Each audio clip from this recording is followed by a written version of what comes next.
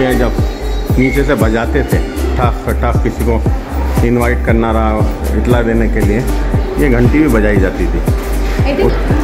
ये ऊपर का व्यू है, लोग ऊपर से भी वीडियो बना सकते हैं। अस्सलाम वालेकुम, रिजवान के हम सफ़र में खुश आमदीद। अब हम हैदराबाद दक्कन के इस विज़िट में आ गए हैं चार मीनार पे, जो हैदराबाद की निशानी है। हैदराबाद के मायने हैदर का शहर है, यानी हैदर यानी शेर, यानी ये जो कि हज़रत अली करमुल्लाह वजह का लक़ब था और खुलफ़ाए राशिदीन में हज़रत अली का एक अलग मुकाम है और उन्हीं के नाम पर इस शहर का नाम रखा गया था। पहले इस शहर का नाम बाग नगर या बागों का शहर था, जिसे बाद में हैदराबाद कर दिया गया। कुछ सैयाह यूरोपी जो आए यहाँ पे उस ज़माने में, वोवन पोसर और ड्यूरेंट, उनके मुताबिक 17वीं सदी में दोनों नाम ज़ेर इस्तेमाल भी थे, यानी बाग नगर भी कहते थे इसको और हैदराबाद भी कहते थे। लेकिन एक रिवायत के मुताबिक शहर के बानी मोहम्मद अली कुतुब शाह ने इस शहर का नाम भागमती के नाम पर भागिया नगर रखा था सबसे पहले, क्योंकि कुली कुतुब शाह साहब ने भागमती नाम की एक हिंदू औरत से शादी की थी, जिन्होंने इस्लाम कबूल करके अपना नाम हैदर महल रख लिया था और उनके एजाज़ में फिर इस शहर का नाम हैदराबाद कहलाने लगा।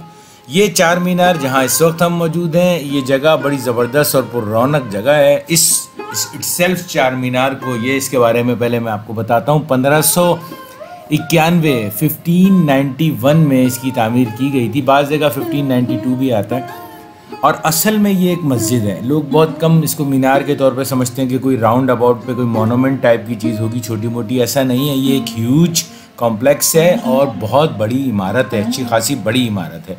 जब आप इसके करीब जाते हैं, इसके अंदर जाते हैं, तो आपको अंदाज़ा होता है असल में। अनफॉर्चुनेटली वो मस्जिद ऊपर जो बनी हुई है वो उस वक्त वहाँ जाने नहीं दे रहे थे जब हम वहाँ गए।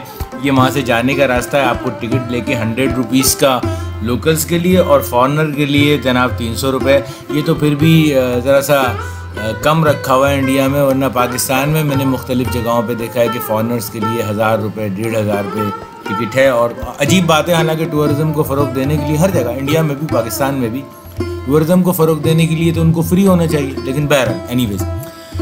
तो मस्जिद जो है असल वो है चार मीनार की 2nd फ्लोर पे, जो कि बहुत खूबसूरत मस्जिद है। उसकी कुछ तस्वीर मैंने इकट्ठी करके इस वीडियो के आखिर में लगाई है, आप देखिएगा। ये अंदर जाने का रास्ता है, एंट्रेंस। यहाँ से आप टिकट लेके और अंदर जाते हैं। 50 रुपये, जैसे 100 रुपये, सॉरी मैंने आपको बताया था इंडियन, 100 रुपये का ये टिकट है यहाँ। और फॉरनर्स के लिए 300 रुपीज़ का है, तो तकरीबन 1000 रुपये पाकिस्तानी हो जाते हैं। इस वक्त यहाँ रिस्टोरेशन का काफ़ी काम चल रहा है, तो काफ़ी बाहर से स्कैप फोल्डिंग वगैरह लगी हुई थी इसमें, तो उस तरह से वो तस्वीर वो वाली नहीं आई। लेकिन बहरहाल चूँकि इतना बड़ा ह्यूज बिल्डिंग है तो बहरहाल नज़र आता है सब कुछ। हम अंदर से आके इसको देख रहे हैं, ये बड़ी बड़ी कमान है, यानी जिसे महराब कहते हैं आप। इसका स्टाइल भी कालबूती है, यानी ऊपर से नोकदार महराब जो होती है उसको कालबूती डिज़ाइन कहते हैं। तो कालबूती डिज़ाइन की ये महराब हैं। वैसे चार कमान भी मशहूर हैं। ये चारों सड़कें जो जोड़ रही हैं एक सेंट्रल जगह पे जहाँ ये चार मीनार वाक़ है, उन चारों सड़कों के भी कोनों पे, यानी इससे थोड़ा सा दूर चार मीनार से एक कमान है, वो भी अभी आपको ऊपर चढ़ के मैं आपको दिखाता हूँ। कमान से मुराद यहाँ की लोकल ज़बान में उसको कमान कहते हैं। वैसे महराबें हैं बड़ी बड़ी ह्यूज उन सड़कों के ऊपर बनी हुई, और उसके इर्द गिर्द काफ़ी इंक्रोचमेंट भी हो गई। एनीवेज, जब हम अंदर दाखिल होते हैं तो सबसे पहले हमें एक बहुत ही ज़बरदस्त किस्म का ये फव्वारा नज़र आता है, जो कि लोहे से, लगभग लोहे से नज़र आ रहा था ये बना हुआ। हो सकता है ये किसी और धात से हो, मे भी कांसी से हो, लेकिन ये बहुत हैवी है और शायद एक ही सांचे में ढाल के इसको बनाया गया है। इसके चारों तरफ इस तरह के ये पिलर्स भी लगे हुए हैं चेन से, और बीच में अभी ये चल नहीं रहा था, लेकिन बहरहाल ये लगता है यही है पानी की मौजूदगी से कि ये रनिंग कंडीशन में, और शायद कोई त्यौहार वगैरह, चूँकि ईद बकरीद वगैरह पे चार मीनार के इर्द गिर्द की जो पूरी जगह है वो एक फेस्टिवल में तब्दील हो जाती है। क्योंकि यहाँ चारों तरफ, मैं अभी अगली वीडियो मैंने लाट बाज़ार की भी बहुत डिटेल से बनाई है, आपको दिखाऊंगा। चूँकि चारों तरफ चूड़ियों के बाज़ार, ख़वातीन की चीज़ों के बाज़ार, छोटे छोटे से, जैसे हमारे यहाँ सदर कराची में और इधर उधर मुख्तलिफ बाज़ार होते हैं, बहुत छोटे छोटे से टेम्परेरी। रात में बड़ी ज़बरदस्त यहाँ रौनक होती है, चारों तरफ रोशनी, रंगो नूर का एक सैलाब उमड़ आता है और बहुत मज़ा आता है। क्योंकि दिन में बहुत ज़्यादा गर्मी है आजकल हैदराबाद दक्कन में, 40, 41, 42 टेम्परेचर है, तो हिम्मत नहीं होती। ये 4 कमान में से एक कमान है जो मैं आपसे कह रहा था ना कि यहाँ से रास्ते आते हैं चारों सड़कों से। जैसे हमारे यहाँ फैसलाबाद का घंटा घर है पाकिस्तान में, तो वहाँ पे भी 8 रास्ते आते हैं, 8 तरफ से 8 बाज़ार हैं उन रास्तों में, तो यहाँ पे 4 रास्ते आते हैं और चारों रास्तों पे ये कमान बनी हुई है और हर कमान का एक अलग नाम भी है। और यहाँ से ये जो आपको जालियाँ नज़र आ रही हैं पिलर्स में, इसके सेंटर, इससे ऊपर जाने के रास्ते हैं। ऊपर अभी हम फर्स्ट फ्लोर पे जाएंगे। बाहर से अगर आप इसको देखें बहुत खूबसूरत है। ये घड़ियाँ इंग्लैंड से मंगवाई गई थी 1851 में और अब तक ज़बरदस्त तरीके से चल रही है, मेंटेन किया हुआ है। कुछ मेंटेनेंस हो रही है, कुछ अभी ज़रूरत है, लेकिन बहरहाल ये जो इमारत है ये बहुत खूबसूरत है। और इसको बेसिकली ग्रेनाइट, संगमरमर, चूने का पत्थर और इस तमाम चीज़ों से मिला के इसको बनाया गया है और ये देखने में एक वाइट लुक देती है और कहीं कहीं पे इसका लुक नीचे की साइड से अगर आप देखें तो ब्राउन लुक भी देती है। उस वक्त कहते हैं कि जनाब एक ताउन, एक बहुत कुछ किताबों में हैज़ा भी आया है कि उसकी बीमारी बहुत फैल गई थी और वो ख़त्म नहीं हो रही थी, तो बादशाह ने यह अहद किया था, दुआ की थी कि अगर इस बीमारी का ख़ात्मा हो गया तो एक अज़ीमुश्शान मस्जिद बनाई जाएगी इसके शुक्राने के तौर पे। तो उसके लिए ये जगह मुंतखब की गई और इसके ऊपर एक मस्जिद बनाई गई बहुत खूबसूरत। तो असल में ये मस्जिद है और उसके बाद आहिस्ता आहिस्ता ये मोनूमेंट बन गया। ज़ाहिर मोनूमेंट तो खैर है ही।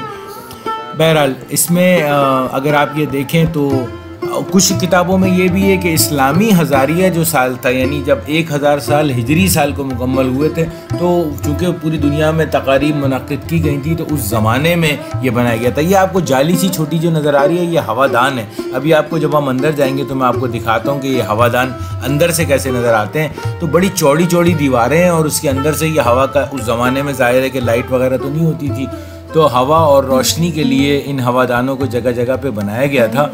बहुत पतला सा रास्ता है और ये कुछ थोड़ी सी तोड़फोड़ भी हो गई है वायरिंग वगैरह के चक्कर में। बहरहाल इसको इन्हें मेंटेन करना चाहिए। यहाँ पे कुछ गुंजाइश है, ज़ाहिर है नई लाइट्स और ये चीज़ों के लिए वायरिंग तो आपको करनी होती है, लेकिन बहरहाल उसको अगर सलीके से किया जाए तो ज़्यादा बेहतर उसकी शक्ल नज़र आ सकती है। बहुत पतली सी जगह है, ज़ाहिर है यहाँ लोग बहुत ज़्यादा तादाद में आते हैं। सिंगल आदमी के सिर्फ एक वक्त में एक आदमी जा सकता है या आ सकता है, तो इसलिए बड़ी प्रॉब्लम होती है यहाँ पे चढ़ने में। ये वो हवादान है जो बाहर से मैं आपको दिखा रहा था ना कि वो जाली नज़र आ रही है। अब आप अंदर से देखें तो ये रोशनी, यानी इन सीढ़ियों पे अगर ये हवादान ना हो तो बड़ा मुश्किल हो जाएगा यहाँ सांस लेना भी गर्मी की वजह से। वैसे अंदर काफ़ी ठंडक है और जाहिर है कि रोशनी यहाँ बिल्कुल नहीं आती होगी उस ज़माने में। ये चार मीनार की तामीर कुछ मौरखीन ये भी कहते हैं कि 1592 में मुकम्मल हुई थी और हैदराबाद शहर की बुनियाद 1591 में रखी गई थी। तो कुतुब शाह ने ही इस जगह पर ये चार मीनार तामीर किया था और ये वो जगह भी कहते हैं बाज़ किताबों में रिवायतों के मुताबिक। ये देखें वो साइड है, अब मैं ऊपर आ गया हूँ, जो गुलदार हाउस साइड कहलाती। गुलदार हाउस एक सामने अभी तो ये नज़र नहीं आ रहा, ये जो आपको नज़र आ रहा है नीचे का जहाँ पे लगी हुई थी अम्ब्रेलास सी, उसके बीच में नज़र आ रहा है गुलदार हाउस। असल में एक हौज़ है, ज़ाहिर है नज़र आ रहा है एक फाउंटेन लगा हुआ है जो कि चार मीनार की 4 साइडों में से एक साइड पे वाक़ है। तो अभी हम जो कमान देख रहे थे वो उस साइड की कमान थी। अंदर से देखें अगर आप तो आपको महराबे जो इस्लामिक आर्किटेक्चर का एक खासा है, ये बीच का सेंट्रल हॉल है और यहाँ यकीनन ऊपर कोई फानूस वगैरह लटका होता होगा। और अगर आप इसके कंगूरे और डिज़ाइन देखें तो पत्थर से तराशी हुई, संगमरमर से तराशी हुई ये चीज़ें, हाँ आपको देख के बहुत खुशी होगी, बहुत मज़ा आता है इसको देखने में। और ये उस ज़माने की गवर्नमेंट का जो निशान था, उस निशान को जगह जगह यहाँ वाज़े किया गया है।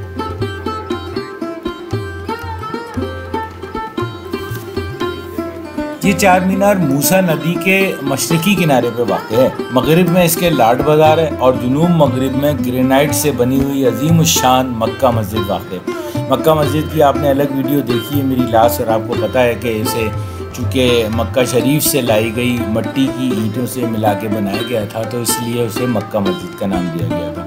हिंदुस्तान का जो आसार कदीमा का डिपार्टमेंट है यानी सर्वे ऑफ इंडिया, उसके तैयार करदा जो सरकारी यादगारों की फहरिस्त है, इसमें इसे आसार कदीमा और तामीराती ख़जाने के तौर पर, ये देखें यहाँ बेल भी लगी हुई है। उस ज़माने में इसका वायर जा रहा है नीचे तक, तो नीचे से बेल बजाई जाती थी। तो ये यकीनन इसकी आवाज़ उस ज़माने में चूँकि ट्रैफिक नहीं था, शोर शराबा नहीं था। तो मेरा ये ख्याल है कि काफ़ी दूर तक सुनाई देती होगी इसकी आवाज़, इस बैल की।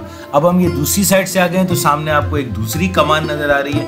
इस कमान के इर्द गिर्द इंक्रोचमेंट्स वगैरह काफ़ी हैं जिनको बहरहाल साफ़ करना चाहिए इंडियन गवर्नमेंट को, ताकि ये थोड़ा सा और व्यू इसका अच्छा हो जाए। बहरहाल काफ़ी बेहतर हालत में, काफ़ी अच्छा मेंटेन किया हुआ है। ये एक और साइड है उसकी, तो मैं मुख्तलिफ साइड से आपको दिखा रहा हूँ। 4 साइड से 4 कमानें और अलग अलग उन कमानों के नाम भी हैं। 16वीं सदी में जैसे ये तामीर किया गया, इसमें एक जो कमान है, कली कमान, माचली कमान, बतल की कमान और 4 मीनार कमान। 4 मीनार कमान वो कहलाती है जो कि गुलजार हाउस के सामने वाली जो कमान है वो 4 मीनार कमान कहलाती है। और बहरहाल इनको बहाली की ज़्यादा ज़रूरत है। 4 मीनार की सेल्फ बिल्डिंग तो काफ़ी खूबसूरत है। ये आप देख रहे हैं किस तरह खूबसूरत पत्थर पे इम्बोज करके इन डिज़ाइंस को और पिलर्स को बनाया गया है। कारीगरों के हुनर की दाद ना देना इन चीज़ों में ज़्यादती होगी। पैसा तो अपनी जगह है, सोच अपनी जगह है, लेकिन जिन्होंने इट सेल्फ इस चीज़ों को बनाया है वो बहुत खूबसूरत है।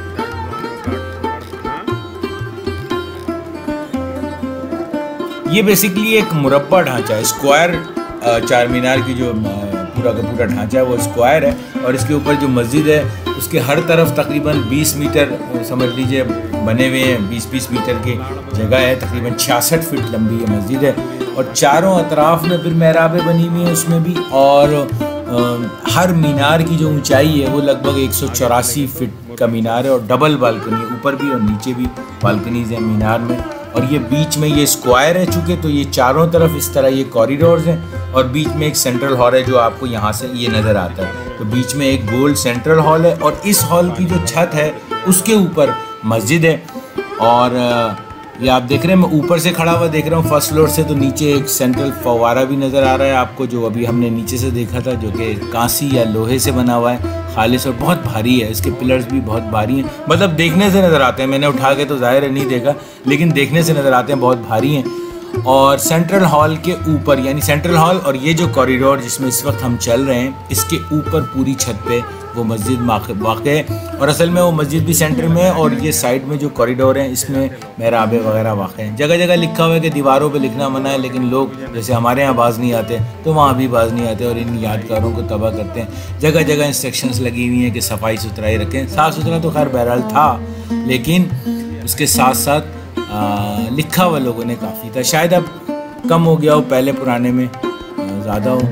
एनीवेज, तो इस ढांचे में जैसे मैंने आपको बताया, 4 मीनार के ग्रेनाइट, चूने का पत्थर, मार्टर और क्लोराइज्ड मार्बल, ये सारे बने हुए हैं। और एक किताब में मैंने इसको ये भी पढ़ा इसकी रिसर्च करते हुए कि इसका मजमूई जो वज़न है वो तकरीबन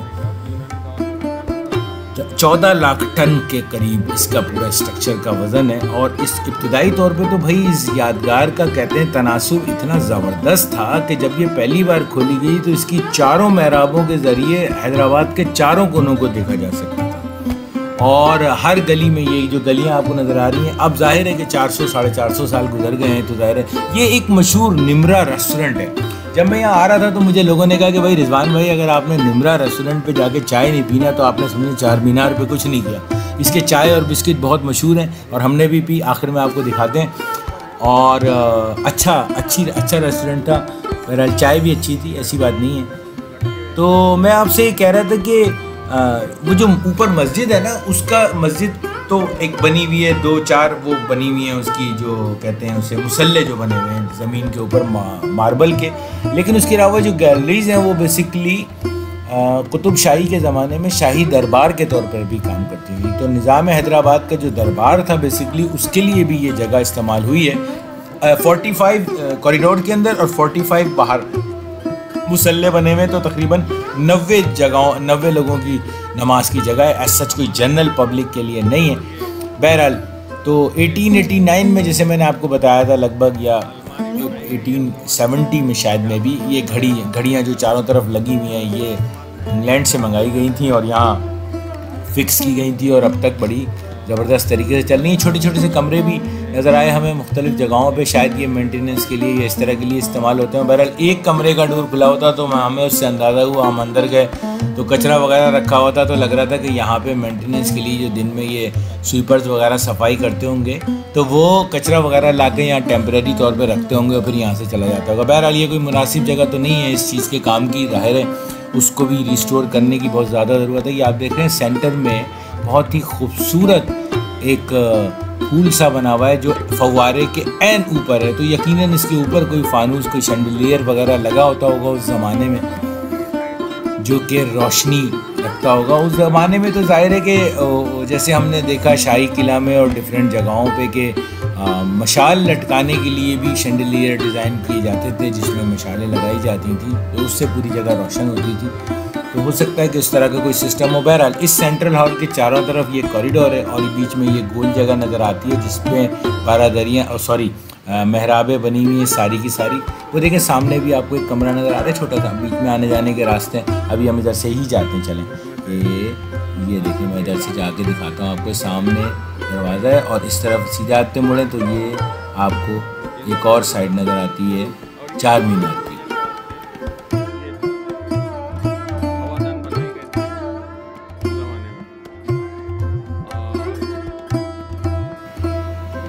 चार मीनार हैदराबाद की निशानी है। पूरी दुनिया में हैदराबाद दक्कन की अलामत के तौर पर इस इमारत को लिया जाता है। एक ज़माने में तो चार मीनार जो है वो सिगरेट भी आती थी, वैसे यहाँ बाय द वे इंडिया में चार मीनार सिगरेट कहलाती थी। एनीवेज, तो अब ये भारत की जो रियासत है तेलंगाना, उसका दारुल हुकूमत और सूबे का सबसे बड़ा शहर है। अच्छा, एक ज़माने में ये जो रियासत थी तेलंगाना, ये बेसिकली मैं आपको इसकी थोड़ी सी हिस्ट्री भी बताता हूँ कि हुआ ये था कि 1591 में मोहम्मद कुली कुतुब शाह ने जो उनका पाया तख्त जो है वो गोलकंडा था। गोलकंडा का किला ज़ाहिर है आपने सुना होगा, अभी हम दिखाएंगे भी आपको, हम गए थे वहाँ। तो उसके गोलकंडा के किले के बाहर उन्होंने कहा कि इस रियासत को अपनी फैलाया जाए। ज़ाहिर है गोलकंडा एक किलाबंद शहर था। तो 1687 में 1687 में मुगलिया सल्तनत ने हैदराबाद को सल्तनत मुगलिया का हिस्सा बनाया और 1724 में मुग़ल वायसराय निज़ामुल मल्क आसिफ जाह अव्वल ने मुग़ल सल्तनत से बगावत की और अपनी खुद मुख्तारी का ऐलान कर दिया और मुमलिकत आसिया की बुनियाद डाली। मुमलिकत आसिया को निज़ाम हैदराबाद के नाम से भी जाना जाता है। 1769 यानी 1769 से लेके 1948 तक हैदराबाद मुमलिकत आसिया का ही पाया तख्त रहा। बरतानवी दौर में कानून आज़ादी हिंद जब बना यानी 1947 में, जब तक ये नवाबी रियासत बरतानवी रेजिडेंसी हैदराबाद कहलाई। 1948 में भारतीय डोमिनियन ने हैदराबाद को भारत में शामिल कर लिया और शहर हैदराबाद रियासत हैदराबाद का पाया तख्त रहा। एक चीज़ मैं आपको और बड़े मज़े की बताता हूँ इसके साथ साथ आपकी नॉलेज में इजाफे के लिए कि 1956 के तहत ये हैदराबाद दक्कन को आंध्र प्रदेश का कैपिटल बनाया गया था। 2014 में जब इंडियन गवर्नमेंट ने आंध्र प्रदेश के 2 हिस्से किए और तेलंगाना नाम के एक और सूबे की तश्कील हुई, तो फिर भी 2024 तक हैदराबाद को मुश्तरका तौर पर दोनों सूबों का दारुल हुकूमत बनाया गया, लास्ट ईयर तक भी।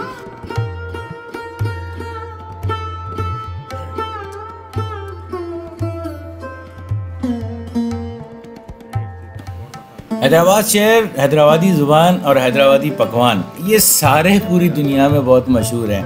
हैदराबाद के लोगों में तो ये भी कहा जाता है वैसे बाय द वे कि अगर कोई भी हैदराबादी दुनिया में कहीं भी मशहूर है तो अगर उसका कोई शजरा निकाला जाए तो वो कहीं ना कहीं से वो हैदराबादी जो कि हैदराबाद दक्कन हिंदुस्तान में रहता है उसका कहीं ना कहीं से कोई ना कोई लिंक निकल आएगा और उसका कोई रिश्तेदार होगा। एनीवेज, ये तो एक मजाक की बात थी, आगे चलते हैं। तो मैं आपसे ये कह रहा था कि जब मुग़ल सल्तनत ज़वाल पज़ीर होने लगी तब निज़ाम हैदराबाद ने, असल में निज़ाम हैदराबाद का दौरे शबाब आ गया और हैदराबाद को दुनिया भर में एक पहचान मिल गई।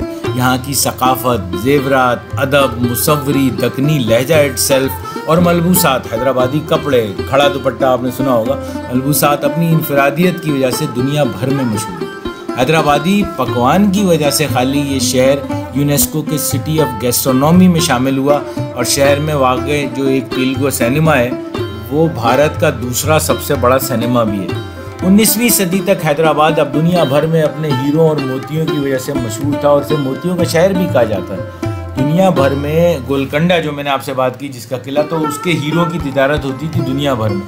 शहर में अब भी कई रिवायती बाज़ार मौजूद हैं ऑल्दो, और इसी तरह रौनक का सबब है। लेकिन बहरहाल ज़ाहिर है हीरो की ख़रीदो फ़रोख्त ज़रा लिमिटेड हो गई है और अब मोतियों की ख़रीदो फ़रोख्त ज़्यादा हो गई है। लाट बाज़ार में भी इसी तरह चूड़ियों के साथ मोतियों के काफ़ी काम और उनके जेवरात वगैरह यहाँ होते हैं। 1990 की जो दहाई थी ना, वो इस शहर की तरक्की का आगाज़ था। आपको पता है कि हिंदुस्तान के, ये मैं आपको कल की रिपोर्ट बता रहा हूँ, हिंदुस्तान के जो बेस्ट लिविंग प्लेस हैं उसमें हैदराबाद का नंबर कौन सा है? हैदराबाद का नंबर है पहला।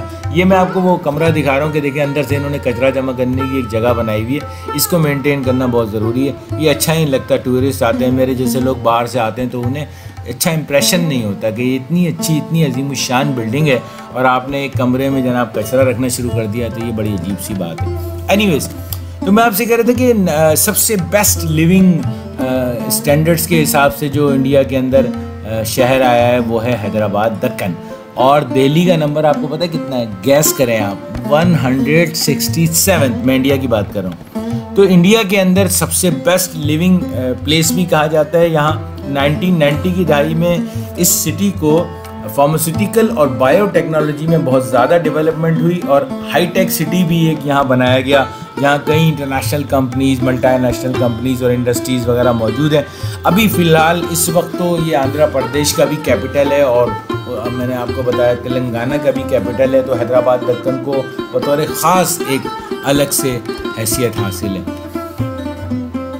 ये जो मैंने आपसे कहा था कि ग्रेनाइट और मार्बल का यहाँ बहुत ज़्यादा आपको एक दूर से ही झलक नज़र आती है कि इस बिल्डिंग को इस तरह बनाया गया है, क्योंकि उस ज़माने में इसके साथ जो अगर अतराफ़ में आप देखें ना तो आपको जो मक्का मस्जिद नज़र आती है वो भी ग्रेनाइट से बनी हुई है। ये पत्थर पे नक्शो निगारी बहुत खूबसूरत है और ये थोड़ी सी डिफरेंट भी है। यानी अगर आप दिल्ली के लाल किले में या लाहौर के शाही किले में या शीश महल में या दीगर जगहों पे नक्काशी और नक्शो निगारी देखें तो वहाँ आपको कुछ और तरह की नज़र आती है। यहाँ आपको एक पत्थर पे इम्बोज कलाकारी नज़र आती है जो बजाय खुद अपनी मिसाल आप नीचे से आपको ऊपर जो व्यू नज़र आता है, जो अभी हम ऊपर बालकनी में खड़े हुए देख रहे थे, इसके ऊपर मस्जिद है।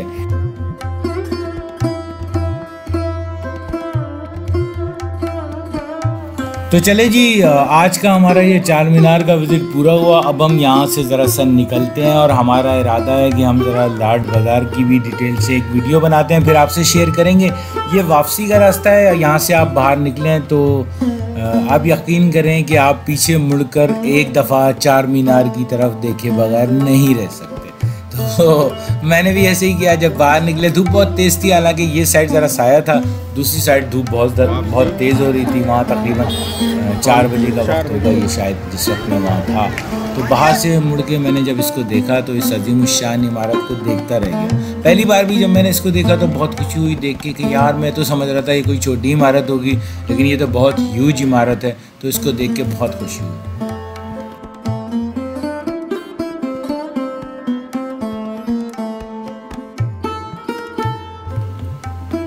ये आप देख रहे हैं, ये ऊपर की जो महराबें आपको नज़र आ रही हैं घड़ी के बराबर में, ये वो जगह है जहां हम घूम रहे थे और जहां से आपको दिखा रहे थे बाहर का व्यू। उसके नीचे अगर आप ये ब्रैकेट्स देखें तो आपको बहुत सी जगहें याद आ जाएंगी मुग़ल सल्तनत की भी और उनकी बनाई हुई इमारतों की भी, जहाँ इस तरह के ब्रैकेट्स यूज़ किए गए हैं। और ये ऊपर वाली जो पूरा ये फ्लोर है ये मस्जिद है और ये मस्जिद भी बहुत खूबसूरत है। मस्जिद के नीचे मैंने आपसे बताया था वो छत है जो कि असल में नीचे ग्राउंड से नज़र आती है और जिसके एन नीचे एक फव्वारा है। ये जो मीनार है तकरीबन 165 फीट बुलंद है और इसमें भी 3-3 फ्लोर हैं, डबल बालकनीज़ हैं। इसको भी अगर किसी दिन किस्मत से खुला हुआ हो तो इसको भी जाके देख सकते हैं आप। जगह जगह पे आपको मुमलिकत की निशानी के तौर पे, मोहर के तौर पे वही डिज़ाइन आपको नज़र आएंगे जो मुख्तलिफ़ जगहों पे उनके नोट पे, उनके सिक्कों पे उस ज़माने में नज़र आए हैं और उसी निशान से मुतासिर हो के बेसिकली इस बिल्डिंग को डिज़ाइन किया गया है। जैसे मैंने आपसे कहा कि बहुत कम लोगों को ये बात पता है या बहुत कम लोग ये बात समझते हैं कि बेसिकली ये सिर्फ मोनूमेंट नहीं है बल्कि असल में ये एक मस्जिद है और उसको शक्ल जो है वो एक मोनूमेंट की दी गई है एक चौराहे पे बना के, जहाँ से पूरे हैदराबाद शहर का नज़ारा किया जा सके। तो आखिर में हम तस्वीर देखते हैं। ये कमान है जो मैंने आपसे बताया कि इस चार मीनार के चारों तरफ कमान्स हैं। 5 रुपए का नोट मैंने एक तस्वीर लेके आपके इंफॉर्मेशन के लिए डाल दी है, जो उस ज़माने में निज़ाम हुकूमत के दौर में जारी किया गया था। ये एक और कमान है, आप देख रहे हैं इनके इर्द गिर्द तजावज़ात बहुत ज़्यादा हो गई हैं। तो बहरहाल मुझे उम्मीद है कि आपको मेरी ये वीडियो पसंद आई होगी, और मैंने एक और बहुत ही खूबसूरत वीडियो बनाई है जो कि बहुत ज़्यादा खूबसूरत है, और वो है चौ मोहल्ला पैलेस की, जो मैं आपसे 1-2 दिन में शेयर करूँगा। उसकी ज़रा एडिटिंग वगैरह फ़ाइनल हो जाए तो मैं आपसे शेयर करूँगा, और मुझे उम्मीद है कि ये वीडियो आपको पसंद आई होगी। और अगर पसंद आई है तो रिक्वेस्ट वही पुरानी है, अगर चैनल को अब तक सब्सक्राइब नहीं किया है तो फौरी तौर पर सब्सक्राइब करें, अपने दोस्तों में शेयर करें, लाइक करें, कमेंट्स करें कि आप और कौन कौन सी जगहें देखना चाहते हैं, और मेरे लिए अगर कोई एडवाइस है तो वो ज़रूर दें। आपके वक्त का बहुत बहुत शुक्रिया।